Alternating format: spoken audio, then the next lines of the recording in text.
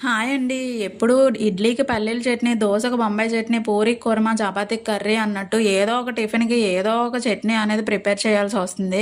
ఎలా అయినా ఈరోజు మాత్రం సింగిల్ రెసిపీతోటే ఇంట్లో అందరికీ బ్రేక్‌ఫాస్ట్ ప్రిపేర్ చేసేద్దామని నేనైతే డిసైడ్ అయిపోయాను.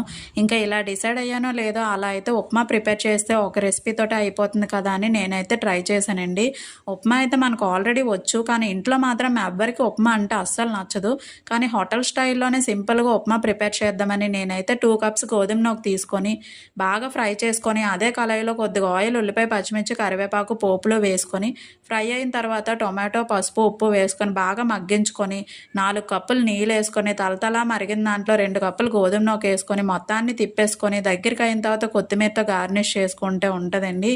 అలా నోట్లో పెడితే అలా మెత్తగా వెళ్ళిపోతుంది. లాస్ట్‌లో మీకు నచ్చినట్లయితే నెయ్యి కూడా యాడ్ చేసుకోవచ్చు. మా ఇంట్లో అయితే నెయ్యి తినరు. వీడియో నచ్చినట్లయితే please like, share and subscribe friends.